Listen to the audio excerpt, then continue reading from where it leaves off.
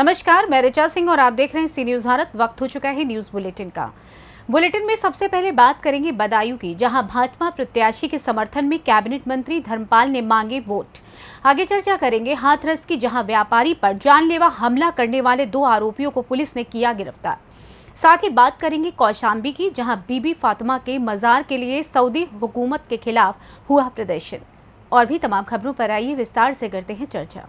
आज दातागंज में भाजपा कार्यकर्ता सम्मेलन को संबोधित करने व दातागंज नगर पालिका से भाजपा प्रत्याशी नैना गुप्ता के समर्थन में जनता से अपील करने कैबिनेट मंत्री धर्मपाल सिंह पहुंचे, जहां उन्होंने एक दातागंज कस्बे की विशाल जनसभा को संबोधित किया। उनके स्वागत में भाजपा जिलाध्यक्ष राजीव गुप्ता व दातागंज के क्षेत्रीय विधायक राजीव कुमार सिंह व भाजपा प्रत्याशी नैना गुप्ता ने उनका स्वागत किया। दातागंज विधायक राजीव कुमार सिंह अपनी विधानसभा में नगर निकाय चुनाव में भाजपा के प्रत्याशियों को जिताने के लिए हर संभव प्रयास कर रहे हैं, जहां उन्होंने दातागंज में जनसभा को संबोधित करते हुए योगी और मोदी की उपलब्धियों को गिनाया तथा जनता से नैना गुप्ता के समर्थन में अपील की। कार्यकर्ताओं को देखिए क्या लगा? आप कार्यकर्ताओं को उत्साह से ये अंदाज लगा सकते हो कि नैना गुप्ता की विजय निश्चित हो गई है। कार्यकर्ताओं में विशेष उत्साह है और सभी ने मुट्ठी बांधकर संकल्प लेकर नैना गुप्ता को जिताने का संकल्प लिया है। और मुझे पूर्ण भरोसा है कि मैं देख रहा हूँ कार्यकर्ताओं में विशेष उत्साह भी है। और यहाँ भारतीय जनता पार्टी नीतियों की रीतियों पर माने मोदी जी और योगी जी के संकल्प के आधार पर नैना गुप्ता यहाँ रिकॉर्ड मतों से जीतेंगे और बदायूं जनपद में एक ऐतिहासिक जीत होगी। पशुधन विकास के रूप में विधानसभा को आपके द्वारा क्या सौगात मिल सकती है?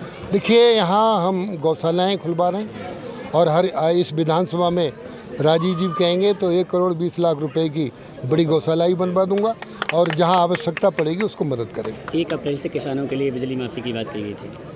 देखिए, तो हमारे संकल्प में है और इस माफ़ी की बात ही नहीं कही गई, हमने तो बिजली का बिल माफ़ कर दिया जी। दूसरी बात यह है कि बदायूं में जो दीपमाला के खिलाफ आज बैनर लगाए गए हैं, उसके बारे में क्या कहना चाहेंगे? देखिए, ये तो सब ऐसे ही चलता रहता है।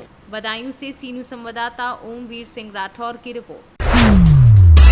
बदायूं में मक्का की रखवाली कर रहे युवक की पीट कर निर्मम हत्या। खेत पर ही गांव के कुछ लोगों से हुआ था विवाद। पीट कर हत्या की सूचना से इलाके में फैली सनसनी। हत्या की सूचना पर एसएसपी डॉक्टर ओपी सिंह ने घटनास्थल का निरीक्षण किया। पुलिस ने मृतक का शव कब्जे में लेकर पोस्टमार्टम को भेजा है। मृतक के परिजनों की तहरीर पर हत्या का मुकदमा दर्ज कर जांच में पुलिस जुटी है। बिलसी थाना क्षेत्र के करणपुर गांव का पूरा मामला बताया जा रहा है।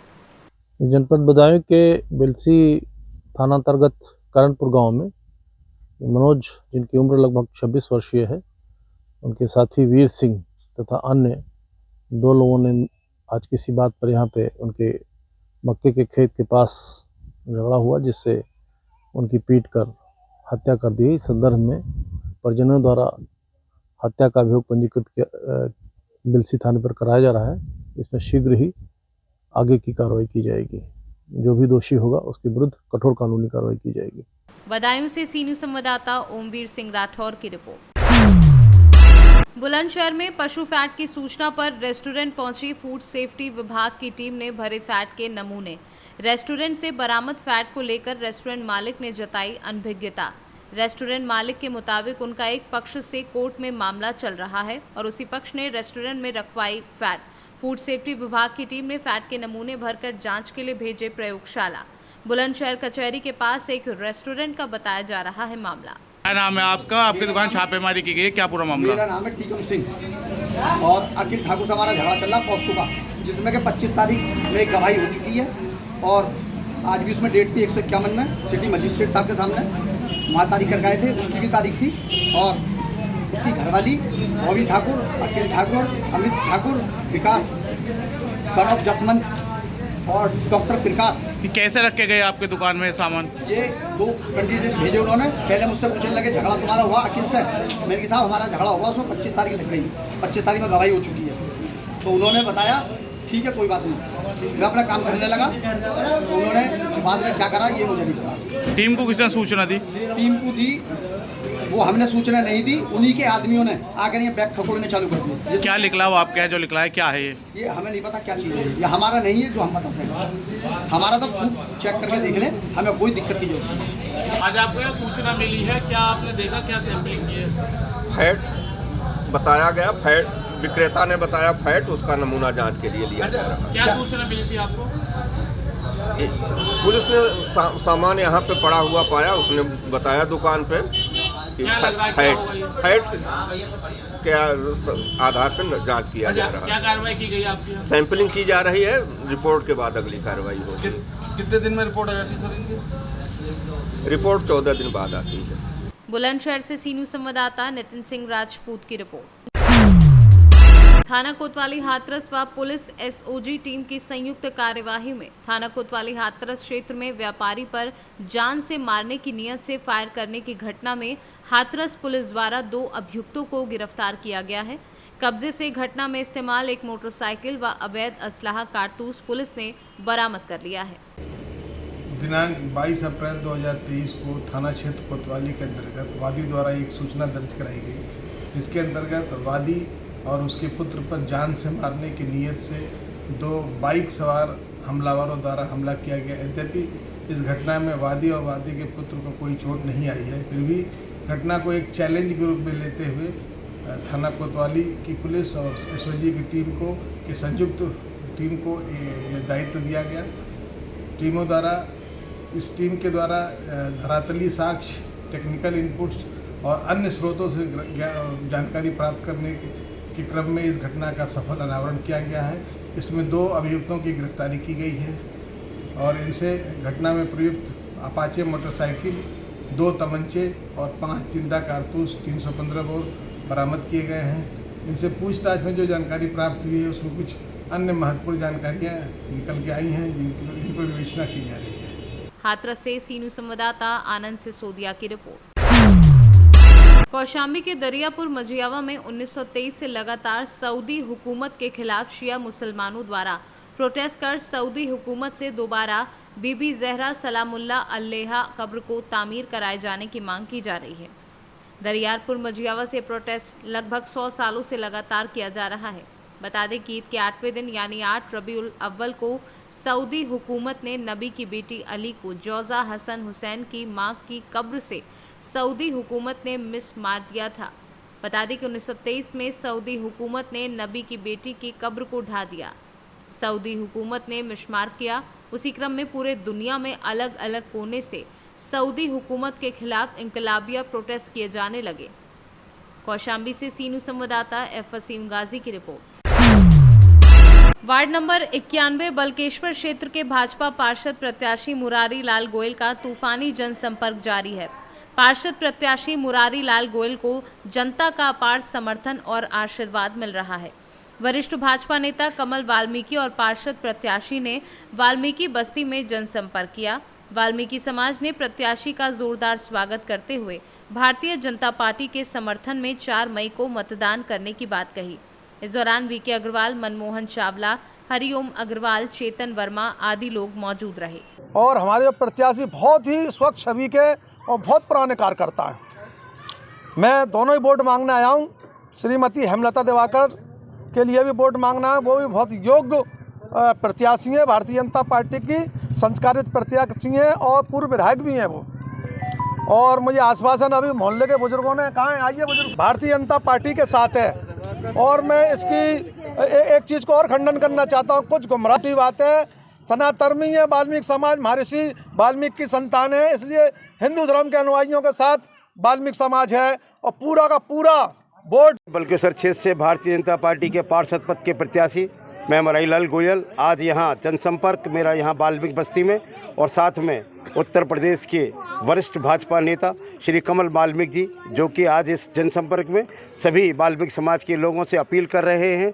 और लग रहा है कि यहाँ चारों तरफ वाल्मीकि समाज पूरी तरह से भारतीय जनता पार्टी का कार्यकर्ता के रूप में मतदान करने के लिए आतुर बैठा है, और जो कि जिन्होंने संकल्प लिया है कि हम मोदी योगी जी के सपनों को साकार करेंगे और उसको आगे बढ़ाएंगे, क्योंकि देश में भारतीय जनता पार्टी की सरकार है, उत्तर प्रदेश में भारतीय जनता पार्टी की सरकार है और नगर निगम में भी भारतीय जनता पार्टी के सदन में और बहुमत से अब हमारी जो मेयर प्रत्याशी हैं श्रीमती हेमलता देवाकर जी को बाहरी ऐतिहासिक जीत के साथ सदन में उनको मेयर पद को लिए सुशोभित करेंगे और वार्ड 91 में वो भारतीय जनता पार्टी के प्रत्याशी पार्षद प्रत्याशी को भारी बहुमत से विजयी बनाकर ऐसा। आगरा से सी न्यूज़ संवाददाता अनुज उपाध्याय की रिपोर्ट।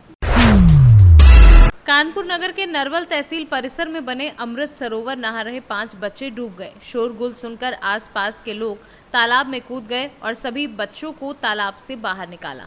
सूचना पाकर मौके पर पहुंची पुलिस ने ग्रामीणों की मदद से सभी बच्चों को बेहतर उपचार के लिए नरवल स्थित अस्पताल ले गए, जहां बच्चों की हालत गंभीर देखते हुए काशीराम ट्रामा सेंटर के लिए रेफर कर दिया, जहां डॉक्टरों ने 4 बच्चों को मृत घोषित कर दिया। वहीं 5वें बच्चे का इलाज चल रहा है। घटना के बाद से गांव में कोहराम मच गया है। सभी बच्चे स्कूल से छुट्टी होने के बाद नहाने गए हुए थे। बच्चों के ले आया गया है और यहाँ पे प्राइमरी जो पंचनामा वगैरह होने के बाद पोस्टमार्टम हाउस में जो घटना किस प्रकार हुई है और उसका कारण क्या है उसके संबंध में निश्चित जाँच की जाए। और इसमें क्योंकि बहुत दुखद घटना है तो उसमें सबसे पहले हमारा रिस्पॉन्स परिवार को हर संभव मदद करना और जो प्रोसीजर है जो पोस्टमार्टम है उसको फोन करके बॉडी हैंडओवर करना सबसे पहले हम करेंगे और उसके बाद इसके कारणों पर निश्चित रूप में जाँच ये वहाँ पे जो अमृत सरोवर का निर्माण कराया बड़ा एक कैंपस है वहाँ पे अमृत सरोवर है ओपन जिसमें सारी चीज़ें और एक जो इसका देखरेख करने के लिए और कानपुर से सी न्यूज़ संवाददाता रोहित की रिपोर्ट। फरक्का से कोलकाता की ओर जा रही शताब्दी एक्सप्रेस से शनिवार को पाकुर स्टेशन पर गाय टकरा गई, जिसमें 5 गाय की जान गई और बड़ा हादसा होते होते टल गया।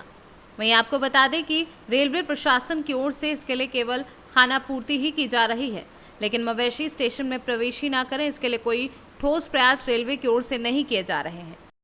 5 गाय कटी है, 5 शताब्दी एक्सप्रेस। कितने बजे शताब्दी एक्सप्रेस पाकुर आती है? 8 साढ़े 8 बजे। गाड़ी सर कहाँ से कहाँ तक जाती है? फरक्का से हावड़ा। क्या नाम है सर आपका? लक्ष्मण राय। क्या है सर? सोन। पाकुड़ से सी न्यूज़ संवाददाता अभिषेक तिवारी की रिपोर्ट। 2 दिन पूर्व नगर अध्यक्ष संपा शाह ने प्रेस वार्ता कर गिनाई दी अपनी उपलब्धियां। पाकुड़ नगर परिषद के पूर्व उपाध्यक्ष अर्धेंदु गांगुली ने शनिवार की शाम पत्रकारों के साथ प्रेस वार्ता कर नपाध्यक्ष संपा शाह पर पलटवार की। प्रेस वार्ता में गांगुली ने पत्रकारों को बताया कि नगर परिषद अध्यक्ष ने 5 साल के कार्यकाल में शहरवासियों के धराया लॉलीपॉप, शहर में जलापूर्ति, गंगा पानी कराने के रही फिसड्डी और अध्यक्ष ने जो बात बताई वह हवाई हुई। उन्होंने कहा 5 वर्ष बीत गए लेकिन पाकुड़ में गंगा का पानी शहर में नहीं ला सकी और वह असफल साबित हुई है। आगे उन्होंने और क्या कुछ कहा, आइए आपको सुनवाते हैं।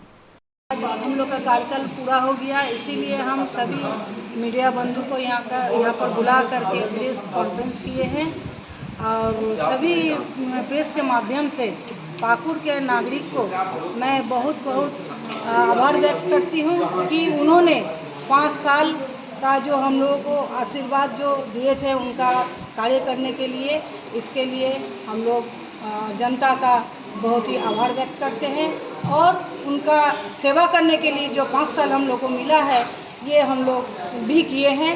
5 साल के अंदर 3 साल हम लोग को कार्य करने के लिए मिला था, 2 साल कोरोना के लिए हम लोग कार्य नहीं कर पाए थे, लेकिन जनता का जो काम हम लोग 3 साल में बहुत ही ज़्यादा हम लोग पूरा करने का प्रयास किए हैं और किए भी हैं। किस चीज़ का मलाल रहा जो आप नहीं कर पाए आपका? देखिए, अभी शहरी जलापूर्ति छोड़ करके ऐसा कुछ भी नहीं है कि हम लोग का कार्य अभी तक बाकी है। शहर में हर वार्ड में रोड नाला का कार्य चल रहा है, सौंदर्यीकरण का भी काम पूरा हो चुका है, लेकिन शहरी जलापूर्ति जो कि एकदम नहीं के बराबर था, आज वो बहुत हद तक आगे बढ़ चुका है। 2 से 4 महीने के अंदर पाकुड़ के सभी नागरिक को गंगा पानी का लाभ भी मिलेगा। जल आपूर्ति में योजना जो है उसको लेकर के कंटिन्यूअसली हम लोग उस पर काम कर रहे हैं। कई एक तरह के टेक्निकल इश्यूज उसमें कंटिन्यूअसली आते रहे हैं, जिसके कारण वो डिले होते रहा है। विगत करीब 1.5 वर्षों से हम लोग कंटिन्यूअसली उसमें काम कर रहे हैं और अभी इंटेक वेल का काम पूर्ण हुआ है। अभी उसमें पंप हाउस का निर्माण किया जा रहा है। पंप हाउस का निर्माण करने के पश्चात उसमें जो है सो जो मैकेनिकल डिवाइसेस लगने हैं वो डिवाइसेस का अधिष्ठापन किया जाएगा और बिजली का कनेक्शन हम लोगों को बंगाल सरकार से लेना है, तो उसके लिए सभी राशि वगैरह बंगाल सरकार को जमा कर दी गई है। तो ये 3-4 काम जैसे पूरे हो जाएंगे उसके बाद फिर जो है जल आपूर्ति हम लोग दे सकेंगे। धन्यवाद। आज आप लोगों को सबसे पहले मेरा नमस्कार। आप लोगों के साथ प्रेस वार्ता इसलिए मैं आया हूँ बोलने के लिए। 5 साल कार्यकाल में इन्होंने जो बात बताया वो हवा में है। सबसे बड़ा मुद्दा है पाकुड़ में गंगा पानी। आज 13 साल बीत गया लेकिन शहर में 40% भी काम नहीं हुआ है और साथ साथ ठेकेदार 40 करोड़ में 38 करोड़ अब तक उठा लिए हैं। पता नहीं ये 2024 तक भी पूरा कर पाएंगे कि नहीं। झूठा आश्वासन दिया नगर को, शहरवासी को। इसलिए हमें इसका भरपूर जो है जनता से अनुरोध करेंगे कि आने वाले चुनाव में जब गंगा पानी नहीं मिला तो इसको जवाब जनता देगी और जितने भी घोटाला किए हैं उसका ईडी से जांच होना चाहिए। उच्च स्तरीय का जांच हम मांग करते हैं कि सभी घोटाला का जांच हो। पाकुड़ से सीनू संवाददाता अभिषेक तिवारी की रिपोर्ट। हर वर्ष की भांति इस वर्ष भी 29 अप्रैल को मुआर आधारगंज में हजरत गालिब शहीद शाह रहमतुल्लाह बाबा का सालाना उर्स मनाया गया। शनिवार की रात उर्स में हकीकतमंदों का सैलाब उमड़ पड़ा। साथ ही उर्स में कव्वाली का भी लोगों ने लुत्फ उठाया। वहीं लोगों ने मजार शरीफ पर चादर पोशी कर मुल्क में अमन चैन की दुआ मांगी।